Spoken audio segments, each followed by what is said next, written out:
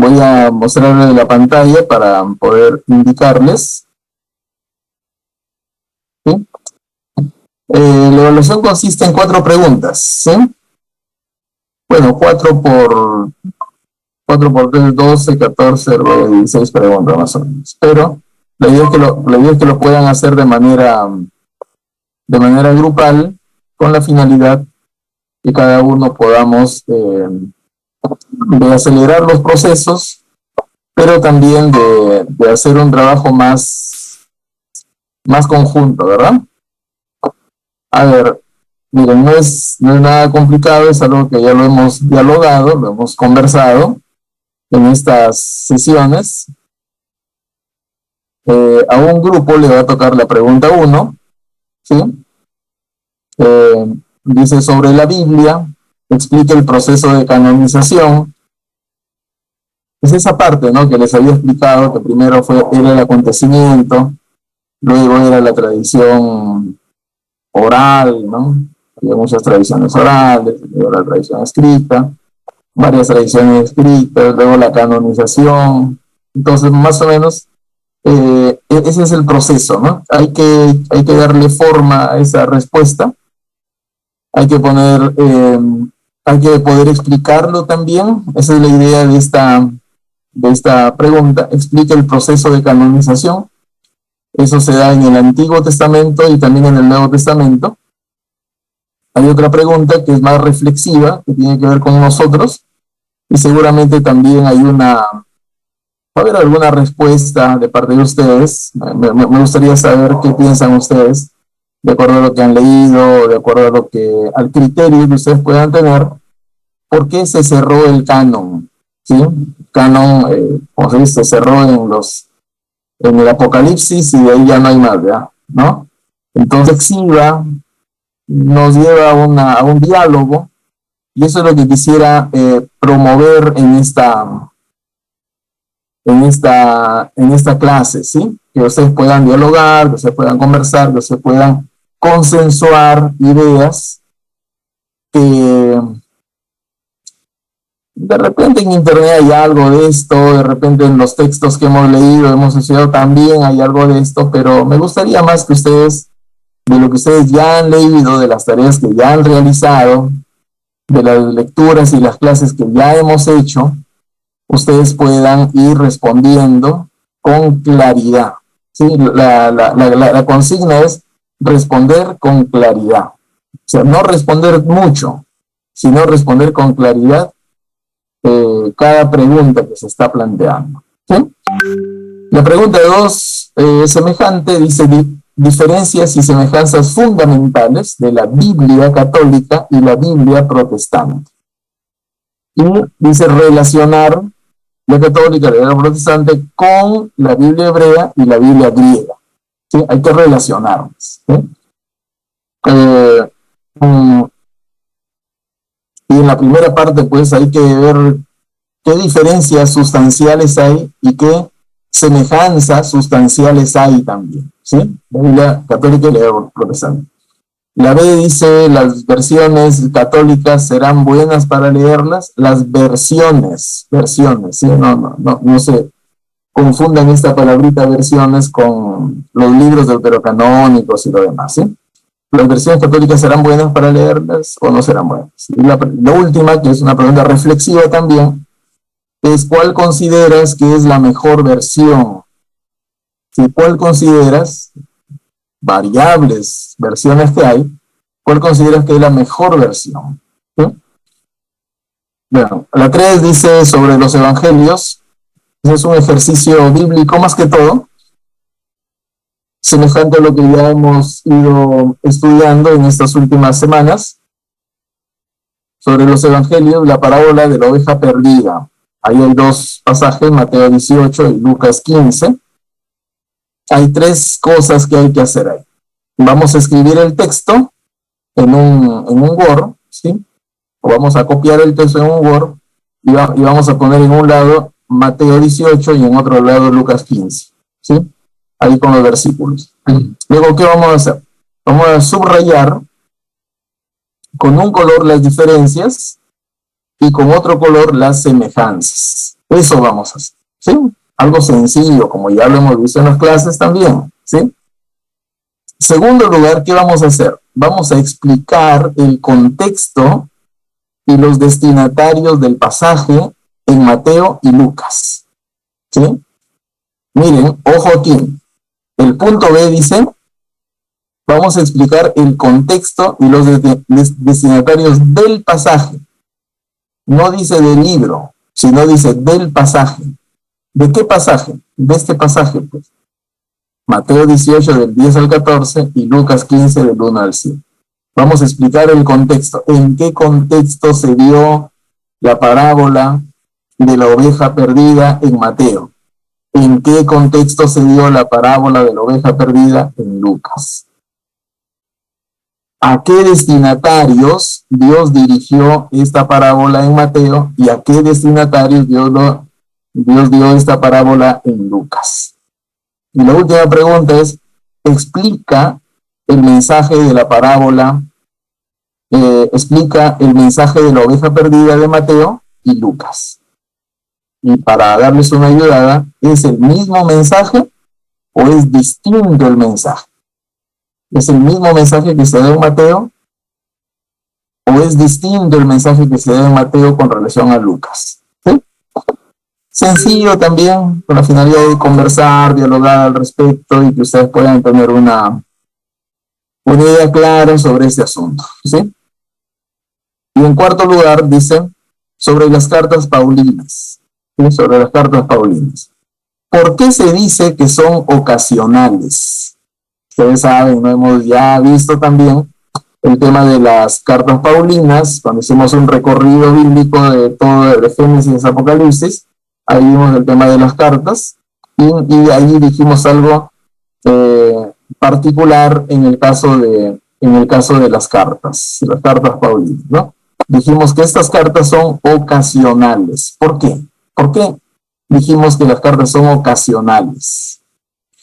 Eso hay que revisar y eso hay que responder. Hay un párrafo nada más suficiente, ¿sí? Si quieren poner un ejemplo, pónganlo, no hay problema.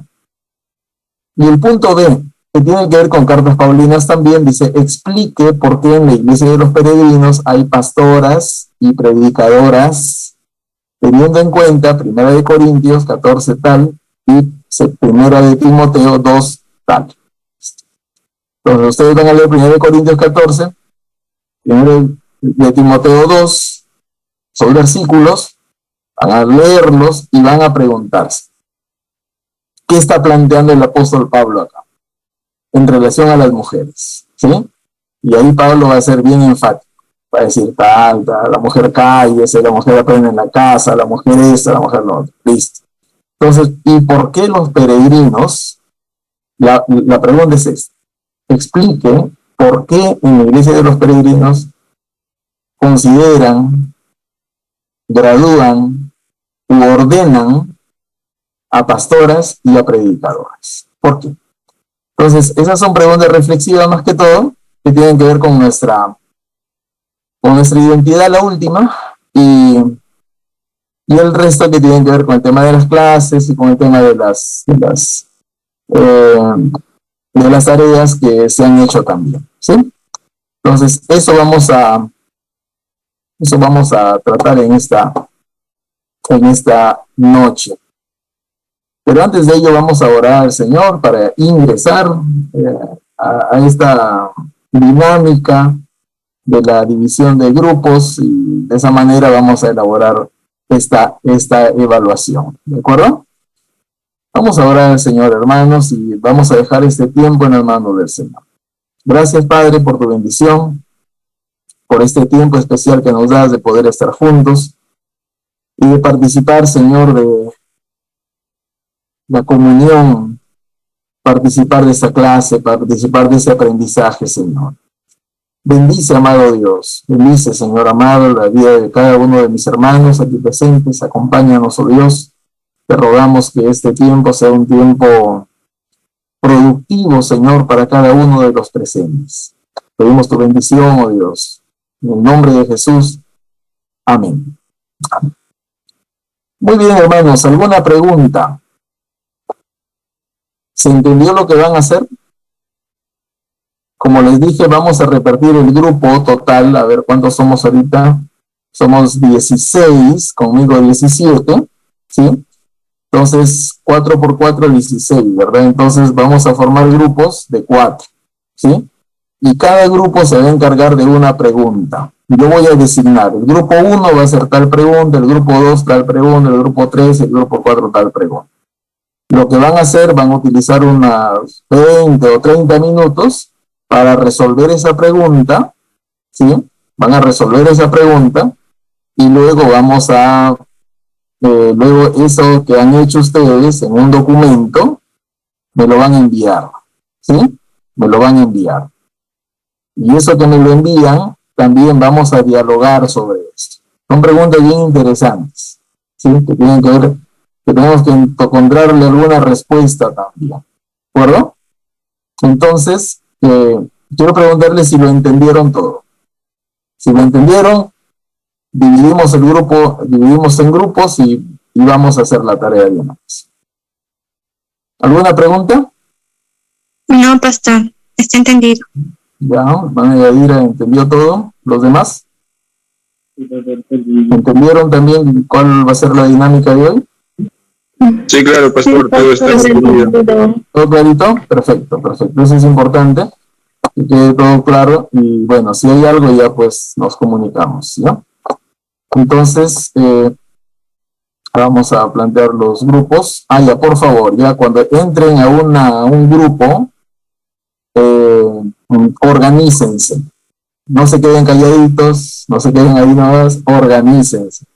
¿Y cómo se organizan? Bueno, alguien tiene que tomar la iniciativa, pues, ¿no?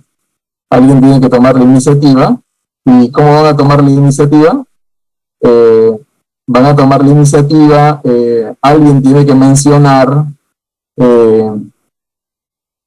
acerca de algún secretario. Si tienen que nombrar un secretario, es decir, alguien que pueda compartir pantalla, pueda escribir la pregunta, puedan, ¿cómo se llama? No solamente puedan escribir la pregunta, sino también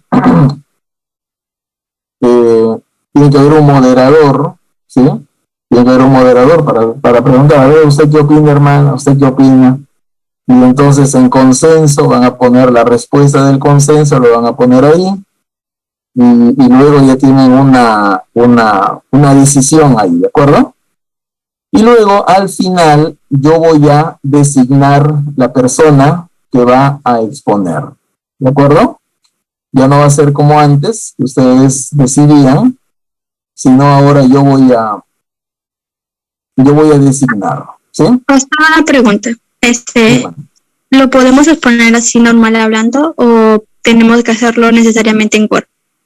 A ver, miren, eso me lo tienen que alcanzar, porque esa es la evaluación. Claro, la idea es que esa evaluación lo hagan ustedes solos.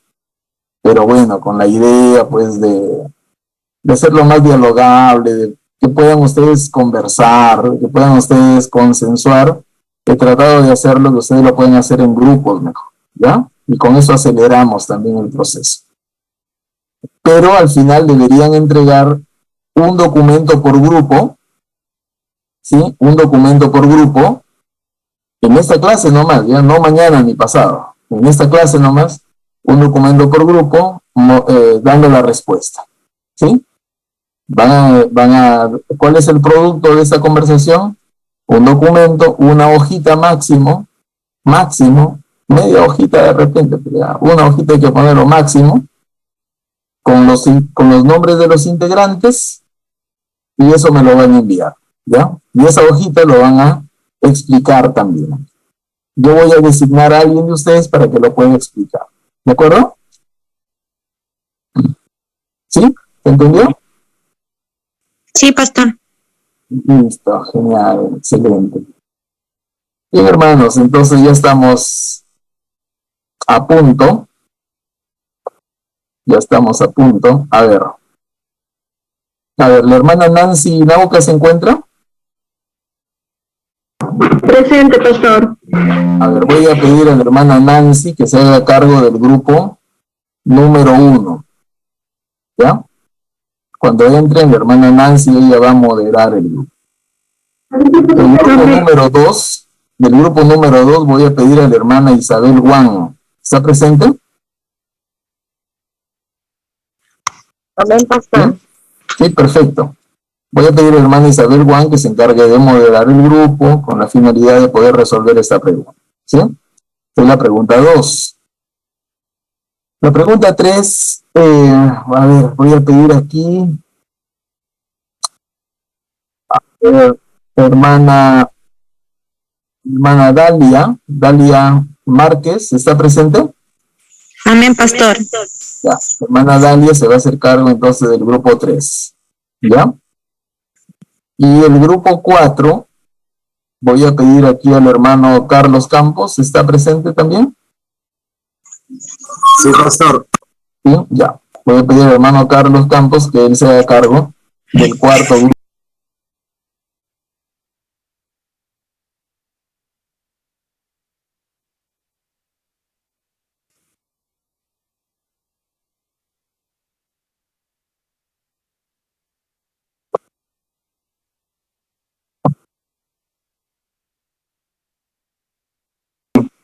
Y pueden responder la pregunta. Breve, por favor, breve, nomás unos 5 minutos, unos 7 máximo. 7 minutos máximo, con la finalidad de que podamos avanzar y de que podamos, a ver, este hermano de Ulises, Ferdinand, Itamar, Nancy, Rosa, Isabel, García, Chicón. Muy bien. A ver, vamos a dejarlo libremente, ¿ya? Que ustedes puedan elegir a alguien, ¿sí? ¿Alguno de ustedes, algún voluntario que quiera responder esta pregunta? La pregunta 1 pueden hacerlo, ¿ya? A ver, adelante, hermanos.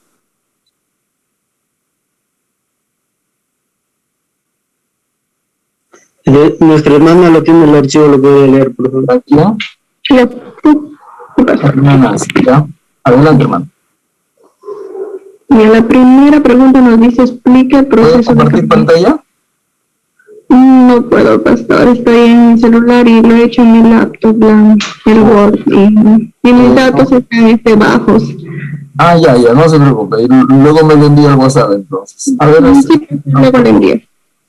Y bueno, y hemos iniciado poniéndolo que el canon define y conserva lo que es la revelación para impedir que la palabra de Dios sea cambiada, el cual, bueno, el proceso de canonización se inicia con la Torá, que es la ley, que incluye lo que es el Génesis, Éxodo, Levítico y Deuteronomio.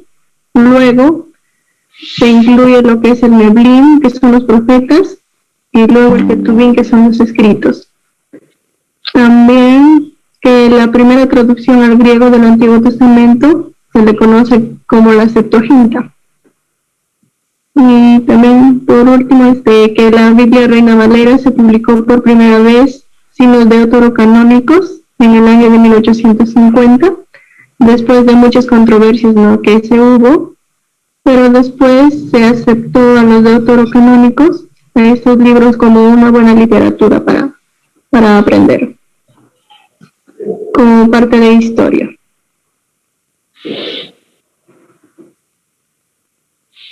Bueno, eso sería todo de la primera pregunta.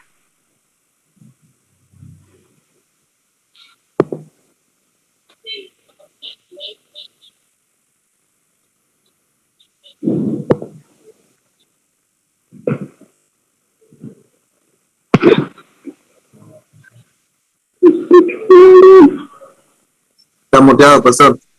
Sí, gracias.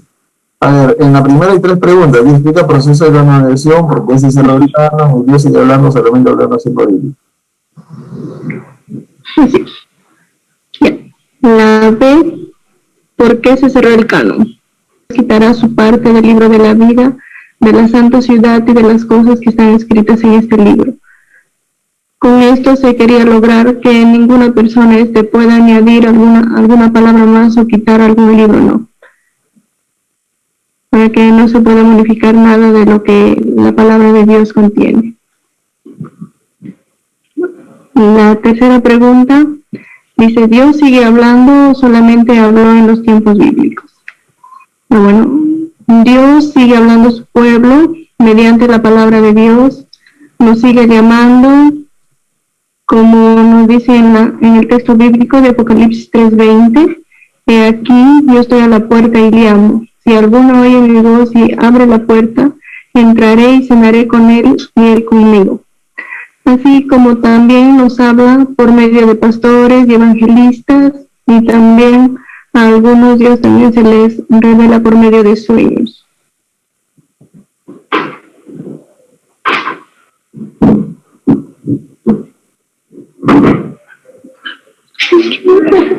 ¿Algún miembro del grupo que quiera agregar algo más?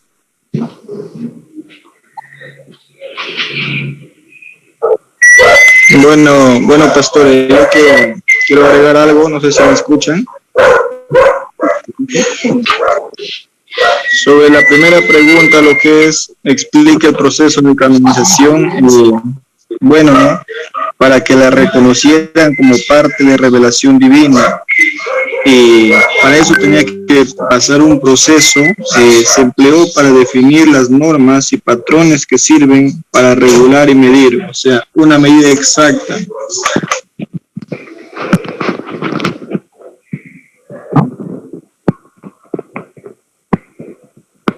¿Algo más? Y en la 2, lo que dice, ¿por qué se cerró el canon? Para que no sufra cambios o alteraciones, y le pusieron un candado, ¿no? Donde ya la hermana explicó el Apocalipsis 22:9.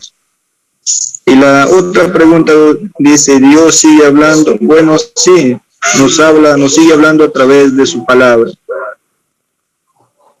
Ya. ¿Algo más? ¿Algo más? Bien, bien. ¿Algo más que quieran añadir, hermanos?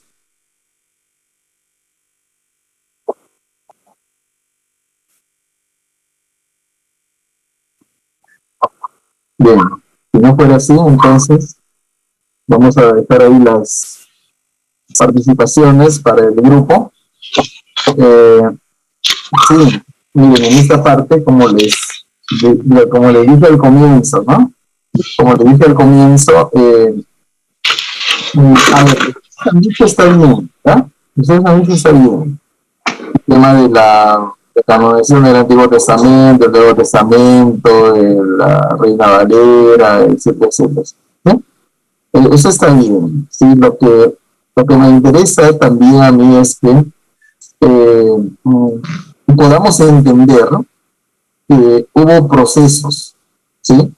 O sea, para que un libro sea canonizado o para que un librito llegue al canon bíblico, tuvo que haber un proceso. Ese proceso, habíamos dicho, que se inicia en el acontecimiento. ¿Sí? Es el acontecimiento, el hecho en sí, las cosas que sucedieron tal cual pasaron. ¿Sí? Segundo, hemos hablado también de lo que se llama la tradición oral, ¿no? La tradición oral. ¿Qué es la tradición oral? Es lo que la gente dice del acontecimiento. Hay diferentes tradiciones orales, en diferentes lugares. Van a contar las cosas, van a aumentarles, van a quitarles, van a ponerle ahí mesura en el contenido de lo que aconteció también, ¿sí? Pero en esas tradiciones orales va a haber algunas tradiciones orales que van a permanecer en el tiempo. Hay otras que se van a disipar en el tiempo. ¿De acuerdo? Entonces, ahí están las tradiciones orales. Después de las tradiciones orales vienen las tradiciones escritas. Eso también lo... ¿no? Vienen las tradiciones escritas, y las tradiciones escritas son múltiples también. No son 4 evangelios nada más, son como 70 evangelios. De los sobrevivientes, ¿no? Pero en realidad hay más evangelios.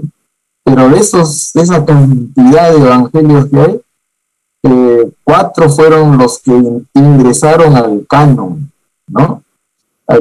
Y acá recién viene, ¿no?, la canonización, ¿no?, que tiene que ver también con un término que también hemos visto, con el término de la inspiración, ¿no? Entonces, ¿Cómo se da el proceso del canon? El proceso del canon inicia en los hechos de la vida cotidiana, en el acontecimiento, ¿sí? En la vida real, por así decirlo. O sea, no es palabra que cae del cielo, no es una palabra que cae del cielo como el maná que caía del cielo, sino es el canon bíblico nace en la vida cotidiana de la gente, ¿sí? En las relaciones que tenían las personas con Dios. Esa parte es importante que no hay que perder de vista, ¿de acuerdo? Entonces, esa es la primera parte, ¿sí? Esa es la primera parte. La cronometración es toda una regulación que hubo, pero esa regulación viene por la tradición oral, viene por la tradición escrita, viene por el proceso de canonización.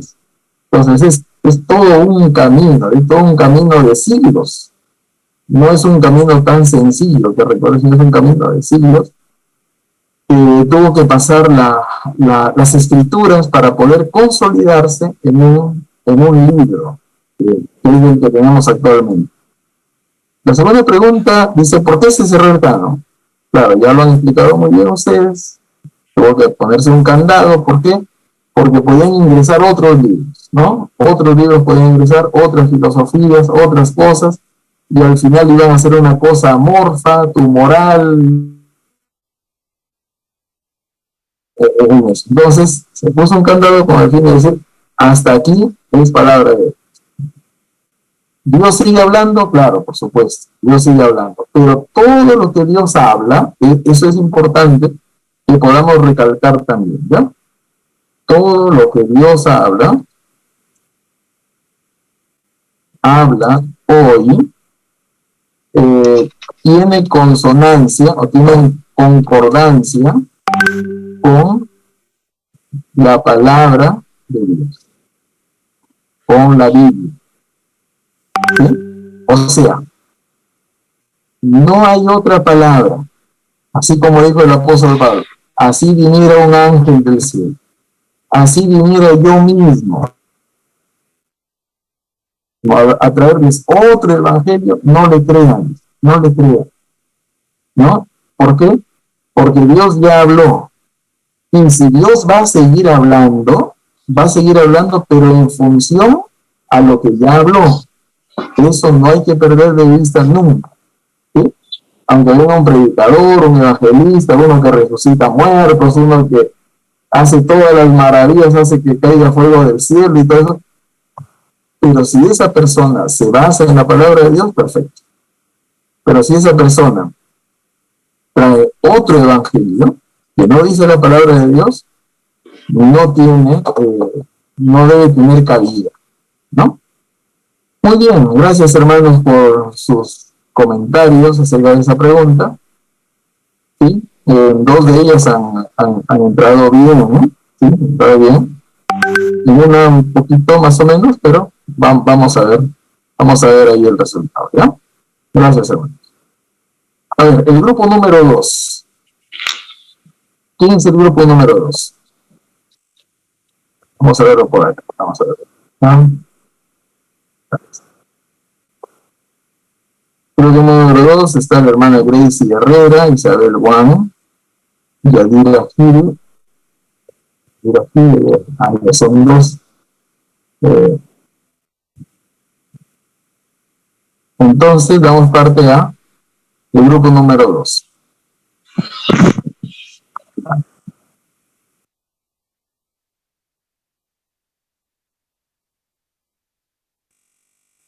Hermana Yadira. Sí. Ya pueden, van a compartir, ¿no? Ya, adelante. Si no puede comenzar a compartir pantalla mientras el otro participante está compartiendo. Ya le di pase. Ya. Hermana Yadira, ¿estás ahí, hermana? Que si no está trabajando mi hermana Grace, que también estaba con nosotros. Presente, hermana. Ya, hermanita. ¿Qué pasa, mi hermana? ¿Se está compartiendo? Sí, sí, está compartiendo. Ya. Eso es lo que hemos hecho, hermano. Ahí está, hermanita. Adelante, pues. Continuar. Ya. Dice la pregunta 2, o sea, buenas noches, pastor, primeramente. Dice la diferencia y las semejanzas fundamentales de la Biblia católica y la protestante. La relación con la Biblia hebrea y la griega. Bueno, en relación que tiene tanto la Biblia griega y la Biblia hebrea, es que los dos contienen el Nuevo Testamento, que consta de 27 libros. O sea, que serían todo el Nuevo Testamento, que sería la historia que vive cuando Jesús entró a hacer su ministerio. Y la pregunta de qué serían las versiones católicas, ¿serán buenas para leerlas? Bueno, creemos que sí son buenas para leerlas porque el lenguaje que utilizan es entendible y ayuda a los lectores a tener una mejor comprensión y entendible. También la Biblia católica tiene un lenguaje entendible a nuestra actualidad, porque de nuestro tiempo, mientras que la Biblia, que es la Reina Valera, que sería la hebrea, tiene un lenguaje muy antiguo. Pero es muy bueno porque pero los dos son buenos, ya que el hebreo también es muy bueno porque hasta el momento la gente lo sigue utilizando y se siguen personas convirtiendo. Y la C sería, ¿cuál consideras que es mejor versión? Creemos que ambas son importantes porque las dos versiones contienen un mismo proceso histórico y dependiendo cómo la vamos a entender y a utilizar cada una de ellas. Utilizar en la manera como lo interpretamos y cómo lo utilizamos para poder evangelizar. Eso es todo, pastor. Muy bien, muy bien. Déjenlo ahí la pantalla, déjenlo ahí nomás, ¿ya? ¿Algo que añadir? ¿Alguien del grupo desea añadir algo?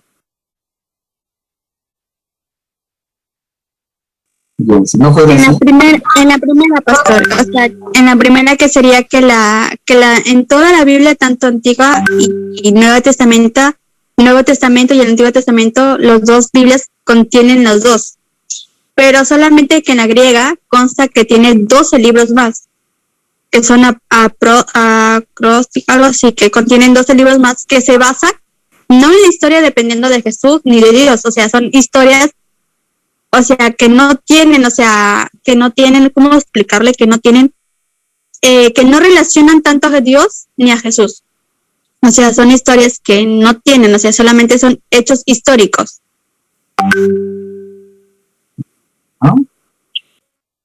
¿Algo más que añadir?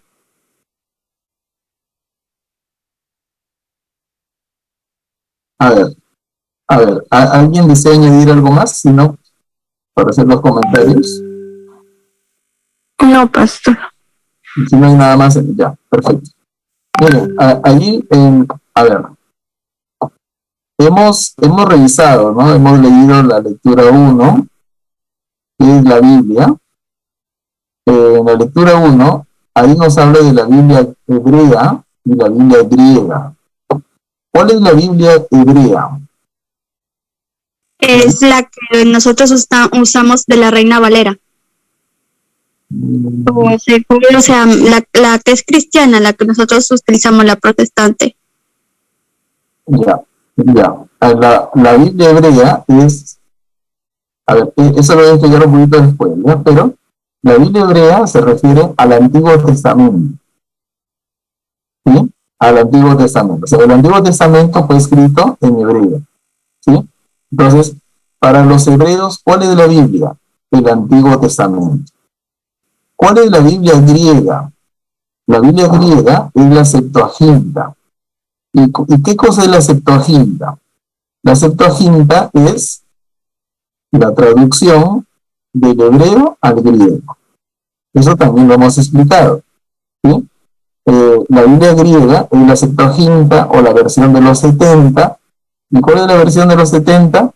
La traducción que se hizo del hebreo, la traducción del Antiguo Testamento del hebreo al griego. ¿Sí? Entonces, a eso nos referimos cuando hablamos de la Biblia hebrea y la Biblia griega. ¿Sí? Ahí no entra el Nuevo Testamento. solamente entre el Antiguo Testamento. Entonces, ¿qué es? Y ese temita lo hemos visto en la canonización del Antiguo Testamento, ¿sí? En la canonización del Antiguo Testamento. Entonces, ¿cómo relacionamos? Porque ¿cuáles son las diferencias fundamentales de la Biblia? A ver si lo ponen ahí. ¿Cuáles son las diferencias entre la Biblia católica y la Biblia protestante? ¿Cuáles son las diferencias? La diferencia es de que la Biblia griega contiene 12 libros más que la hebrea, o sea, la hebrea solamente contiene 39 y la Biblia griega contiene 12 más que son, ay, no me acuerdo el nombre. Ya, perfecto. A ver, ¿cuál es la diferencia entre la Biblia católica y la Biblia protestante? Que es la parte que está arriba, ¿no? Que es la parte inicial. ¿Cuál es ello? Ya lo dijo nuestra hermana, que hay libros deuterocanónicos. Esos libros deuterocanónicos lo tiene la Biblia griega, que simpatiza más con la Biblia católica. La Biblia griega tiene la misma forma, la Biblia griega tiene la misma forma de la Biblia católica. Y la Biblia hebrea está más estrechamente relacionada con la Biblia hebrea con la Biblia protestante, ¿sí? La Biblia hebrea con la Biblia protestante, la Biblia católica con la Biblia griega, ¿de acuerdo? Entonces, esa sería la relación que hay entre esos dos textos, ¿de acuerdo? ¿Y cuáles son las semejanzas? Las semejanzas son que contienen los mismos libros, ¿sí? Y más que todo está relacionado con el Antiguo Testamento, ¿de acuerdo? Luego hemos puesto otra pregunta. ¿Las versiones católicas serán buenas para leerlas? Claro. Aquí estamos hablando de versiones. ¿Qué versiones católicas hay, por ejemplo? Ahí está la versión católica de Jerusalén, Dios habla hoy, ¿qué más? ¿Qué otra católica hay? La Biblia del Peregrino, la Biblia latinoamericana, la Biblia Choquel, la Biblia de nuestro pueblo, hay la Biblia de las Américas, hay toda una variedad de Biblias del Antiguo Testamento, ¿sí? Entonces la pregunta es, ¿estas versiones de la Biblia serán buenas para leerlas? Claro que son buenas. ¿Por qué son buenas? Porque nos ayudan a entender a entender mejor el panorama de la interpretación de la Biblia, ¿sí? Entonces, si uno tiene la posibilidad de tener una Reina Valera del 60 y a la par tiene la posibilidad de tener la Biblia de Jerusalén, perfecto, le va a ayudar bastante en la interpretación de la Biblia. Si uno tiene la posibilidad de tener, por ejemplo, una Biblia, la Biblia del Peregrino, por ejemplo. La Biblia del Peregrino es una Biblia bien interesante, la Biblia católica también. La Biblia de Choquel, por ejemplo, es bien interesante también, o sea, son traducciones del hebreo y del griego al español. Entonces son unas Biblias bien interesantes que nos pueden ayudar mucho en nuestro estudio de la Biblia. ¿De acuerdo? En tercer lugar, dice, ¿cuál consideran que es mejor versión? Ahí no nos referimos ni a la Biblia católica ni a la Biblia hebrea, o ni a la Biblia protestante. Nos referimos a versiones en general. ¿Cuál versión es mejor? En realidad podemos decir que toda versión tiene su lado positivo, ¿sí? Toda versión tiene su lado positivo. Toda versión tiene su luz y toda versión tiene su nebulosidad, ¿sí? O sea, toda versión tiene su luz, pero toda versión también tiene su nebulosidad.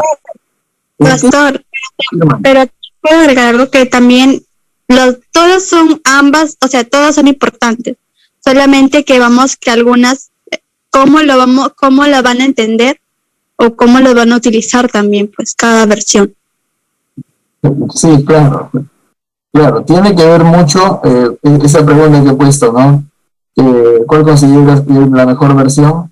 En realidad toda versión tiene sus lados bueno. Por ejemplo, la Reina Valera es muy buena, pero también tiene sus lados medios nebulosos, no oscuros, sino nebulosos. ¿Por qué? Porque no se ve con tanta claridad lo que el autor quiere decirnos. Entonces, para eso hay que recurrir a otra versión, ¿sí? Si no manejamos el hebreo, no manejamos el idioma griego, entonces vamos a otra versión protestante o también a una versión católica, y esas versiones nos dan mayor claridad para poder entender mejor el texto. ¿De acuerdo? Por ahí van las preguntas, ¿ya? Por ahí van las preguntas. Pero sí, vale el esfuerzo que han hecho y me parece bien, me parece muy bien. Pues claro, la Iglesia Católica tiene libros apócrifos lo llamamos nosotros los evangélicos lo llamamos apócrifos, ellos lo llaman deuterocanónicos, es decir, que se dieron después del canon. O sea, después que se cerró el canon, se abrió posibilidad para otro canon. Entonces, esos son los deuterocanónicos. Muy bien, hermanos.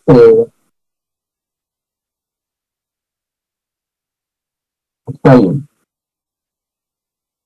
Gracias, hermanos. A ver, pasamos ahora al tercer grupo. A ver, les pregunto, ¿sí está quedando claro? ¿Sí se entiende lo que estamos hablando o estamos oscureciendo más las cosas? No, sí está entendible lo que dijo. Me parece que lo hemos explicado, no sé si Sí se entiende, pastor. lo explicamos mal, pero ya. A ver, sala 3, dice, o el grupo 3, Manadalia, Luis, Nélida, Basti y Lisa Olivares. Es el grupo 3. Acerca de los evangelios. A ver. Adelante, hermanos. ¿Pueden explicar ustedes? Ya, pastor, ahorita comparto. Por favor. Nos tocó la pregunta 3. Habla sobre los evangelios, en especial de Mateo y Lucas, en el que se centra la parábola de la oveja perdida. En una parte nos indica que debemos subrayar las diferencias, subrayar con un color diferencias y con otro color las semejanzas, pero hemos usado un poco lo que es el resalte y el subrayado. No sé si se llega a visualizar el subrayado. Hemos considerado lo siguiente juntamente con el grupo, en donde hallamos en que se diferencian primeramente por la forma en cómo empieza. Claro que de manera general el de Mateo es más corto y el de Lucas naturalmente es un poco más detallado. Y naturalmente está dirigido a una audiencia distinta. Eso se ve dentro del contexto que ya les podemos explicar porque es la segunda pregunta. En esta parte hemos visto que la primera dice, mirad que no os menospreciéis a uno de estos pequeños, es la forma como inicia, lo cual es una diferencia. Igualmente en la parte de Lucas habla, dice, se acercaban a él los publicanos pecadores, en ese tiempo eran los que le seguían a él para escucharle, y quienes murmuran en ese momento al ver ese tipo de actitud frente a los pecadores y la confraternidad que hacía Jesús con ellos murmuran contra él, y entonces Jesús ahí es donde entra a tallar con la parábola de la oveja perdida. Esa es la primera diferencia, ¿no? Que nos ayuda a entender un poquito a quiénes se dirige.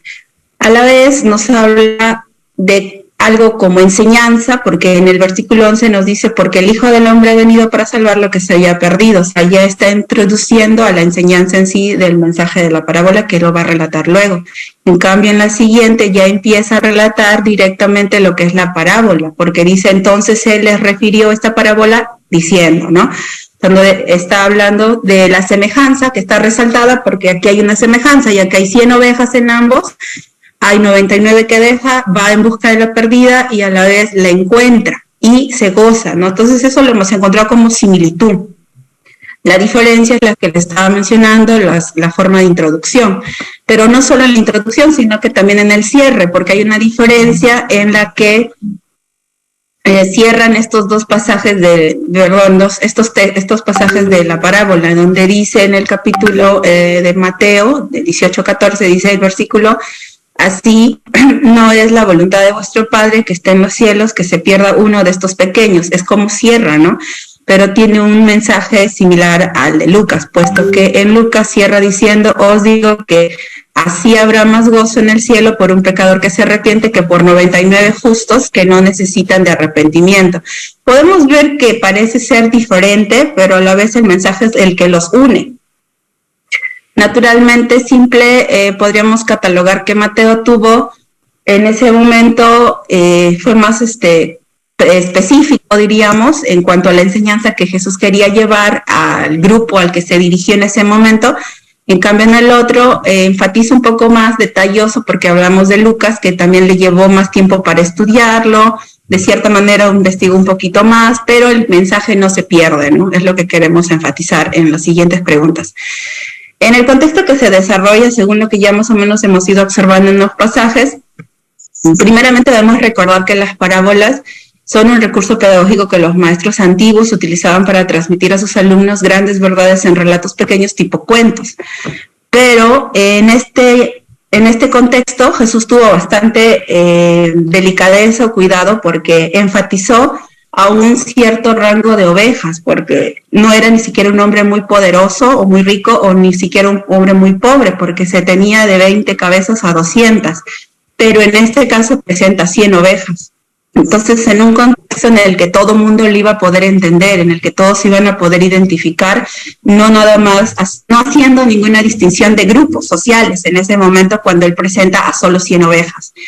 También hay algo muy resaltante, que en la manera general de la parábola podemos darnos cuenta que Jesús no menciona para nada pastor, y era muy vital también porque en ese momento al pastor en ese tiempo era considerado como ladrón, algo vil de la sociedad. Entonces trató también de no enfatizar mucho esa parte, porque no lo menciona en ninguno de los dos pasajes la palabra específica pastor. Entonces él tuvo bastante cuidado cuando presentó en realidad la parábola.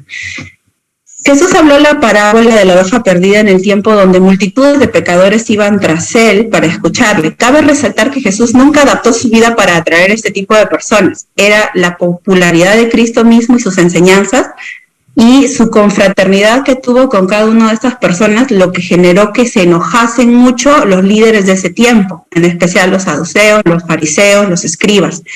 Y en ese contexto se da lo que es el evangelio, se relata la parábola en el evangelio de Lucas, puesto que allí es donde se dirige a ellos en específico, puesto que frente a esa murmuración que estaban haciendo de sus actitudes y acciones, de él mismo, es donde relata la parábola. Entonces, en ese contexto y a esa audiencia va dirigida, a esos destinatarios en especial. Ya en Mateo vemos que se desarrolla en un ambiente distinto, puesto que se dirige directamente a sus discípulos más cercanos que le rodeaban, a sus seguidores fieles, a los más fieles, puesto que enfoca también, trata de hacerles recordar, porque recordemos el contexto anterior, estaban hablando quién será el mayor en el reino de los cielos, estaban tratando como que ya estaban sintiéndose muy buenos, muy capaces, muy habilidosos. Entonces él trata de hacerlos nuevamente enfocar en que deben centrarse en la misericordia, puesto que vamos a ver que el mensaje está centrado en la misericordia de Dios y el perdón. Entonces el hecho está en esos contextos y esos destinatarios dirigidos.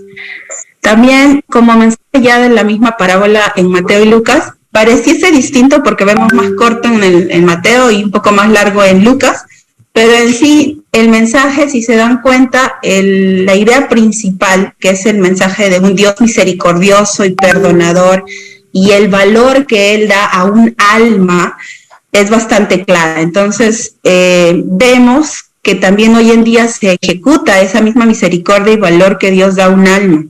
En especial porque se recuerda en otro pasaje de la Biblia, en 2 de Pedro 2:9, Él está siendo paciente, no está retardando su promesa en venir, sino que nos tiene mucha paciencia, nos ama y nos valora. Y es en esencia, creo yo, que Él se regocija frente a una alma que encuentra nuevamente el camino.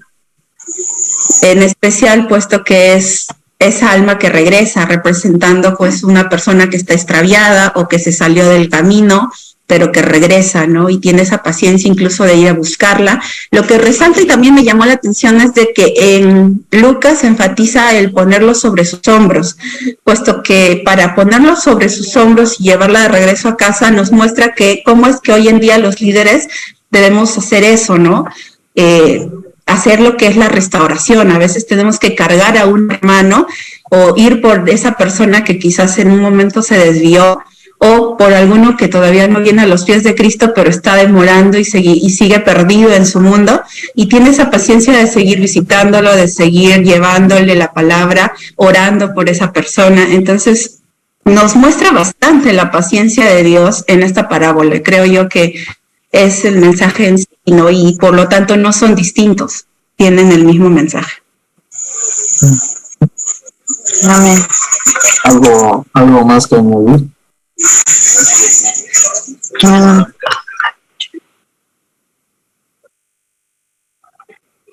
¿No hay más? ¿Lo puedes enviar al WhatsApp, por favor? Sí, pastor.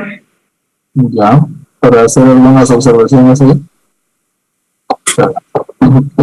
¿Algo más que añadir, hermanos, al informe del tercer grupo?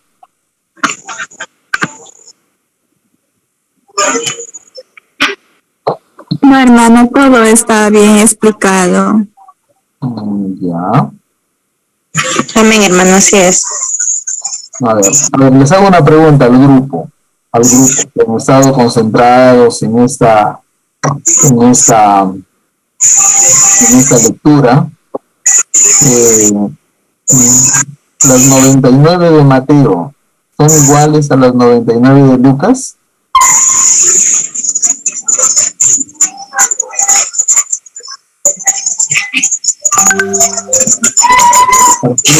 Para el grupo.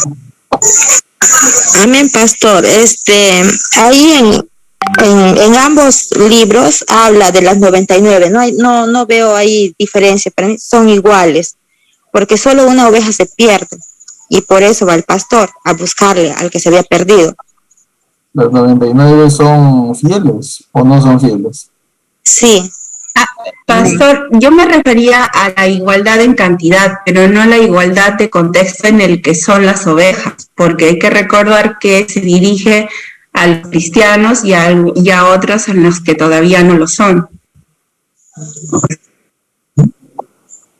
A ver, me lo envió todavía, ¿ya? Ya, a ver, o puede compartir pantalla usted si no me lo envía para poder hacer una breve explicación al respecto.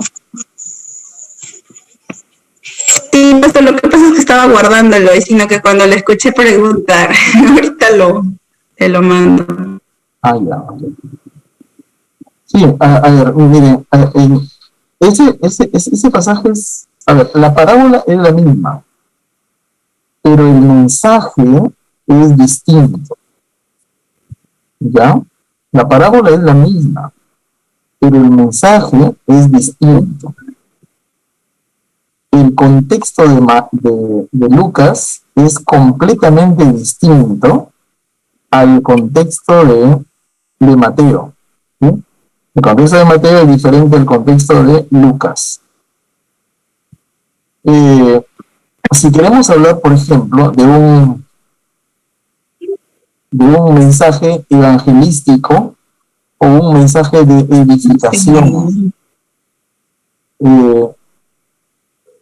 ¿qué pasaje podemos utilizar para un mensaje evangelístico o un mensaje de evangelización, o un mensaje evangelístico o un mensaje de edificación? ¿El pasaje de Lucas o el pasaje de Mateo? ¿Saben? Por ejemplo, el de Mateo podría ser para la iglesia, pastor, y el de Lucas podría ser para un mensaje evangelístico, porque está dirigido a diferentes audiencias. En el de Mateo es para sus seguidores fieles, a los que estaban cercanos a él. Y el otro está dirigido para pecadores y fariseos. Sí. Miren aquí lo que ustedes han hecho. Aquí hay una palabra bien interesante, bien interesante. Yo me gustaría que ustedes presten atención. Es esta palabrita que ustedes han subrayado. ¿Qué dice esa palabrita? Esa palabrita que está acá. Desierto. Eso, ¿no? La palabrita desierto. Esa es la palabrita bien interesante, ¿no? Porque está en amarillo, ¿ya? Mira, ¿qué dicen? ¿Qué dicen Lucas? ¿Qué hombre de vosotros, señor, señor ovejas, si quiere una de ellas, no deja las 99 en el desierto? Dice. ¿Dónde las deja? En el desierto. En el desierto. Dice, ¿no? En el desierto. Y va a traer la que se perdió. ¿No? Pero acá, ¿qué dice? Dice, ¿qué os pareció? Un hombre tiene 100 ovejas y se descarría una de ellas, no deja las por los montes. No deja las 99. ¿Dónde lo deja las 99? En el monte. No dice, dice que va por los montes. Él va por los montes, las ovejas no van por los montes. Él va por los montes a buscar a la que se había descarriado. ¿No? Mateo, ¿dónde deja los 99? Se supone que lo deja en el redil. Cuando no menciona, es porque lo deja en el redil. ¿Entendés? Pero Lucas menciona dónde la deja. Lucas dice, no lo deja en el redil, lo deja en el desierto. Dice. ¿A quién deja en el desierto? A las 99. ¿Sí? ¿Sí entienden esa gran diferencia? Ya sí. Miren, dense cuenta. La oveja de Mateo, las 99 de Mateo, dice, las deja a las 99. Y va por los montes a buscar que se descarrió y se condense que le encuentra.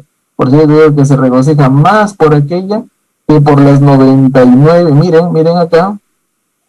Las 99 que no se descarriaron, dice. ¿Ya? Pero acá ¿qué dice? Y va a traer que se perdió hasta encontrarla, y cuando la encuentra, la pone en sus hombros gozoso, y al llegar a su casa, reúne a sus amigos, y llega a su casa, ya no pasa por el desierto ya. ¿Bien? ¿Se dan cuenta? Ya no pasa por el desierto a ver a las 99. ¿Sí? Y al llegar reúne a sus amigos, gócense conmigo porque he encontrado a mi oveja que se había perdido. Os digo que así será en el gozo por un pecador que se arrepiente, que por 99 justos que no necesitan arrepentimiento. ¿Quién no necesita arrepentimiento? Normalmente son aquellas personas que creen que no necesitan de Jesús. Los fariseos y los escribas. Los fariseos y los escribas no necesitan arrepentimiento. Porque ellos se justifican a sí mismos. ¿Verdad? Entonces, sí. Las 99, ¿quiénes son? ¿A quiénes representan los 99 acá? A los fariseos y a los escribas. ¿Y dónde se quedan los que no necesitan arrepentimiento? En el desierto. ¿Y qué hace una oveja en el desierto? Muere. Porque no está en el redil, no está con el pastor. ¿Cuántos salvos hay acá en Lucas? Ninguno. Uno solo. Uno. El que la recogió y lo llevó a su casa. En Lucas hay un salvo. En Mateo, ¿cuántos salvos hay al final? 100 salvos. ¿Verdad? Hay 100 salvos en Mateo. Entonces, ¿cuál es el mensaje evangelístico? ¿Mateo o Lucas? El mensaje sería evangelístico Lucas, pastor. Y el otro sería como para trabajarlo en la iglesia, para la palabra de restauración que debemos hacer, quizás. Claro, el mensaje evangelístico sería Mateo. ¿Saben por qué? Porque Mateo se le escapa a la ovejita y lo vuelven a traer al rey. ¿Ya? Y las 99 ya están ahí, están ahí, salvas, digamos. Pero cuando hablamos de Lucas, claro, ambos pueden usarse para evangelismo en realidad, pero Lucas tiene más una connotación de edificación, porque hay personas en la iglesia que creen ser salvas por sus propios méritos, pero que en realidad están bien condenados. ¿Sí? Están bien condenados. Entonces, ahí resultaría importante hacer esta distinción. Por ejemplo, cuando uno predica acerca de la oveja perdida, ¿qué pasaje tiene que utilizar? A ver, para que vuelva la ovejita perdida. A ver, vamos a rescatar a la ovejita perdida en Mateo. ¿Por qué? Porque vamos a rescatarlo y vamos a traerlo al redil. Y se va a reunir con las 99 en el redil. En cambio, en Lucas, vamos a traer a la ovejita y vamos a llevarlo a la casa. Y las 99 vamos a dejarlas allá en el desierto. Tiene otra connotación. Si se dan cuenta. ¿Cierto? Tienes razón. ¿Sí captaron la idea? Sí, pastor, ya me cambió toda la perspectiva. Ya, hasta el examen, pues, caballero, nomás. Ahora, te quería hacerle una pregunta con respecto. Pastor, pero la vez sí está bien, ¿no? O sea, por lo menos rescata las respuestas que sí están buenas. Porque la vez que habla del destinatario y la audiencia, un poco el contexto. Claro, el contexto, mira. ¿Dónde se ve el contexto? El contexto se ve acá. El contexto es lo que está antes de la parábola. Esto sería el contexto. Mirad que no me enloquecieron los pequeñitos, o sea, aquí está hablando más o menos de la iglesia, y en la iglesia hay maduros y hay principiantes, por así decirlo. Los principiantes son los pequeñitos, ¿ya? Los principiantes son los pequeñitos. Entonces, en ese contexto eclesiástico de iglesia está hablando Mateo. En cambio, Lucas está hablando de un contexto, por decirlo también eclesiástico, pero más hostil. Y esto se daba, ¿saben cuándo? Esto se daba en la iglesia primitiva. Y en la iglesia primitiva, ¿qué es lo que se daba? Ahí había el conflicto, según Gálatas, el conflicto de los judaizantes y los cristianos. ¿Sí? De los judaizantes. ¿Quiénes eran los judaizantes? Los que decían, tienes que ser judío o tienes que circuncidarte para que seas salvo. En cambio, los cristianos decían, no, solamente hay que creer en Cristo, decían. Entonces, hay toda una lucha. Si pueden leer Gálatas sería excelente. Entonces, en este contexto es que se da esta parábola. Y con esta parábola los están cerrando la boca a los judaizantes. ¿Quiénes son los fariseos y escribas? Los fariseos y escribas son los judaizantes más altos, por decirlo así, los más expertos, los más buenos, la nata de la sociedad de la sociedad religiosa de aquella época. Y con eso le están diciendo, señores, ustedes se van a morir en el desierto. Y los pecadores y publicanos, ellos van a alcanzar salvación porque se han humillado delante de Dios. O sea, ese es el contexto, ¿no? Pero está bien el esfuerzo, está bien. El destinatario, pues acá la iglesia, el destinatario acá también, con la iglesia, pero en un estado de hostilidad, ¿no?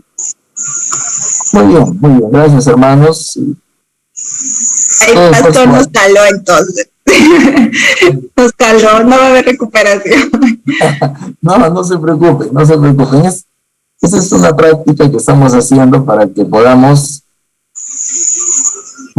ser más sensibles cuando leemos un texto, ¿ya? Y de eso tiene que ver mucho también la introducción bíblica. Este es un curso muy panorámico, muy general. Después ya van a especializarse ustedes más cuando lleguen el curso de hermenéutica, por ejemplo. ¿Ya? A ver, vamos al grupo 4, y para terminar también.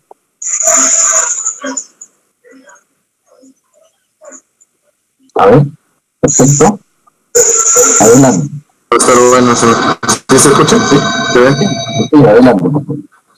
Bueno, hemos respondido las preguntas de acuerdo al consenso en grupo. Bueno, son las siguientes. ¿Por qué se dice que las cartas paulinas son ocasionales? Se dice que las cartas paulinas son ocasionales, ya que contenían instrucciones para resolver problemas, actitudes, inquietudes, dudas, en específico de acuerdo a la congregación a la cual estaba dirigida. Y su fin era subsanar dichos problemas, logrando el crecimiento y mejorando el testimonio de dicha congregación.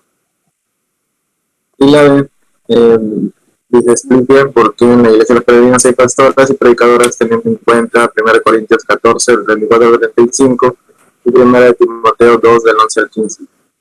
Son textos conocidos los cuales hablan de que la mujer no puede hablar y eso, ¿no?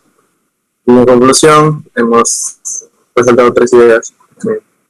La primera, si bien es cierto, dichas citas bíblicas aparentemente prohíben que se ordenen pastoras o que una mujer predique, recordar que dichos pasajes corresponden a cartas paulinas, las cuales, como ya explicamos, son ocasionales, de acuerdo a la problemática de cada congregación, y más no una regla general. También vemos que a lo largo de la Biblia encontramos muchos ejemplos de mujeres líderes, las cuales cumplieron un papel fundamental en la historia y en el crecimiento de la obra. Y tenemos algunos ejemplos como Rahab, Ruth, Débora, Esther, y Antifosa, que Pablo hace mención, Dorcas, etc. Y recordemos que Jesús vino a romper paradigmas del pueblo hebreo, donde se reservaba a la mujer un papel secundario, dándole él el valor que se merece. Adicional a esto, recordar que el mandato universal es predicar la palabra de Dios a toda criatura, y en Pentecostés la unción y el poder del Espíritu Santo fue derramada sobre todos sin excepción. Esa es la respuesta. Bien, muy bien. Gracias, hermanos, excelente. ¿Eh? Sí, perfecto. Las cartas paulinas son ocasionales precisamente porque son circunstanciales. De acuerdo a las circunstancias que el apóstol Pablo escribía. ¿Sí? O sea, el apóstol Pablo para escribir tenía que conocer a quién iba a escribir, en otras palabras. Él no se sentaba y escribía y no mandaba a tal iglesia sin conocerla, no. Sino que él tenía que conocer el contexto, las circunstancias, lo que estaba pasando, la situación en sí, para que de acuerdo a eso él pueda dar respuesta a lo que estaba ocurriendo. Por eso son cartas ocasionales. Muy bien, muy bien. El tema de la pastoral de la mujer en la iglesia. Es cierto, pues, ¿no? Pablo es bien enfático en Corintios, en Timoteo. Pablo dice, no, que no hablen, que se callen, que el marido les enseñe en la casa si quieren aprender algo. Y le pone el énfasis teológico, bíblico, dice, porque el hombre fue creado primero y después la mujer es la que pecó y después el hombre, si se quiere salvar, que engendre hijos, y toda una lapidación a la mujer. Pero podemos ver el tema de lo ocasional. A ver, en la iglesia, eso vamos a llevar un curso en el mes de julio, creo, agosto, que se llama Pensamiento Wesleyano. Así se llama el cursito, ¿ya? Pensamiento Wesleyano. Yo les recomiendo que lo lleven, que es un curso bien interesante. Bien interesante porque ahí nos van a enseñar acerca de cuáles son nuestras bases para poder discernir un texto bíblico. ¿Cuáles son las bases? Y nuestras bases, como la Iglesia de los Peregrinos, como la Iglesia Wesleyana, ¿cuáles son nuestras bases? Son 4. ¿Sí? 4. En primer lugar está la Sagrada Escritura, que dice la palabra de Dios sobre un asunto X, sobre una problemática determinada. Segundo término, ¿qué dice la tradición? ¿Qué cosa es la tradición? Es lo que hace la iglesia. Es la costumbre de la iglesia. ¿Sí? ¿Qué dice la tradición? Tercer lugar, ¿qué dice la razón? No solamente qué dice la Biblia, qué dice la tradición, sino qué dice la razón, el pensamiento. ¿Es razonable? ¿No es razonable? Todo eso. Y en cuarto lugar está la experiencia. ¿Sí? ¿Qué nos dice la experiencia? Entonces, conjugando estos 4 elementos, la escritura, la razón, la tradición y la experiencia, entonces, haciendo un estudio de todo esto, es que nuestros hermanos peregrinos, wesleyanos, metodistas, mucho más antiguos, ellos dijeron, no, es razonable que la mujer predique. Según la experiencia, había resultados de que cuando las mujeres predicaban hacían una buena gestión pastoral. Es razonable ello. Hay fundamentos bíblicos, como los hermanos han puesto aquí algunos datos de mujeres líderes en el Antiguo Testamento y también en el Nuevo Testamento. Entonces, la razón, la experiencia, la tradición, a ver, ¿cómo se ha movido la iglesia a través de los siglos? Las mujeres han tenido un papel protagónico fundamental. Perfecto, entonces vamos a ponerlo ahí. ¿Sí? Entonces, ¿por qué los peregrinos ordenan mujeres? Basándose en estos cuatro elementos de discernimiento. ¿Sí? De discernimiento, que tienen que ver con lo que yo les acabo de mencionar, ¿no? O que se llama también el cuadrilátero wesleyano, o el cuadrilátero de Wesley. Muy bien, hermanos, hay mucho que aprender, ¿ya? Hay mucho que aprender.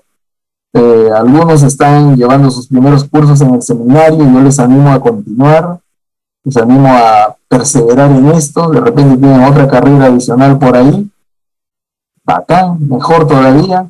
No se desanimen, hay que seguir insistiendo en este aprendizaje, ¿sí?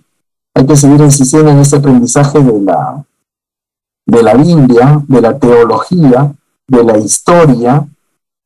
Se requieren personas preparadas, ¿no? Para servir al Señor, como también para ayudar en la iglesia. El objetivo de este aprendizaje, hermanos, sea ayudar, sea edificar, no sea destruir. No sea destruir, ¿eh? No sea que yo sé más que el pastor. No, eso no hay que desterrarlo de la mente. Estos aprendizajes, estos conocimientos que sean para edificar a la iglesia del Señor. Entonces, en nuestra última clase, hemos sido evaluados aquí. Voy a esperar las tareas de parte de ustedes también. Sus participaciones han sido muy buenas en esta noche. Estamos aprendiendo, estamos en los primeros peldaños, así que no hay ningún inconveniente en esa parte. Más bien, yo les animo a seguir adelante. ¿De acuerdo? Hasta el día, si lo pueden enviar las tareas, ¿hasta cuándo quedamos? ¿De acuerdo? 7. Hasta el lunes, pastor. Hasta el lunes, ¿no? Hasta el 7. Hasta el domingo 7. Ya recordé, hasta el domingo 7. ¿Ya?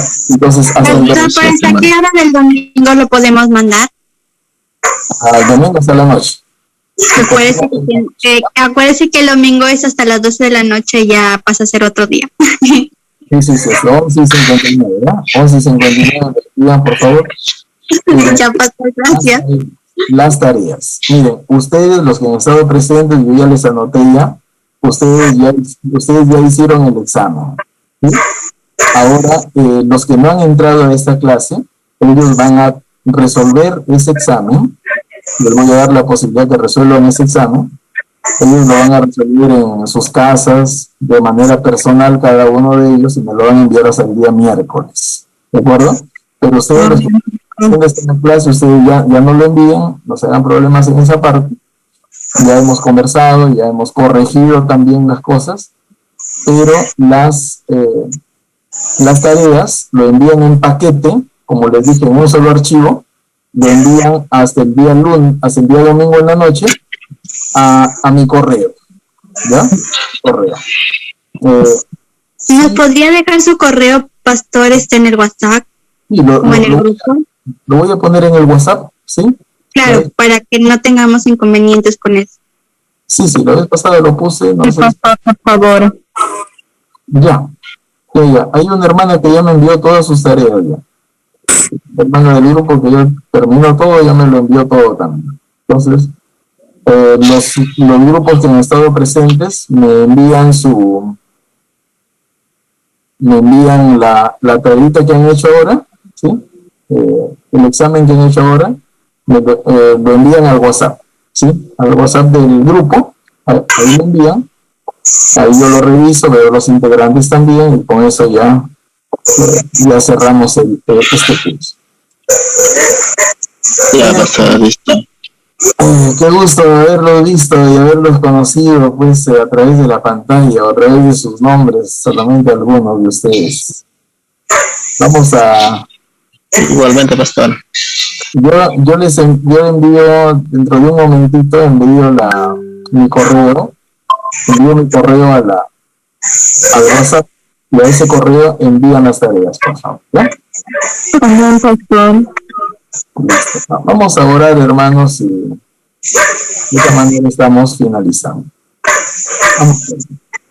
Te damos gracias, Padre, por tu bendición, por este tiempo que nos has dado de poder participar de este hermoso curso, que es la introducción a la Biblia. Oramos, oh Dios, para que bendigas a cada uno de mis hermanos que han podido llevar este curso, Señor.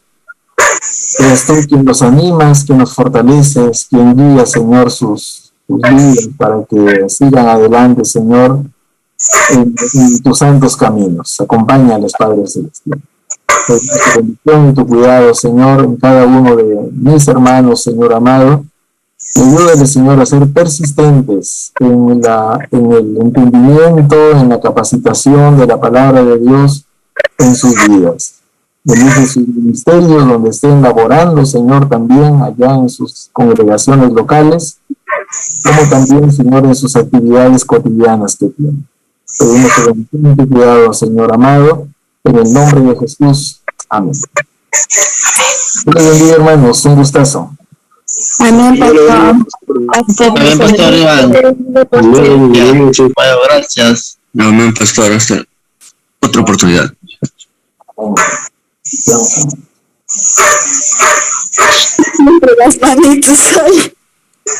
Buenas noches, hermanos de Constitución. Buenas noches. No.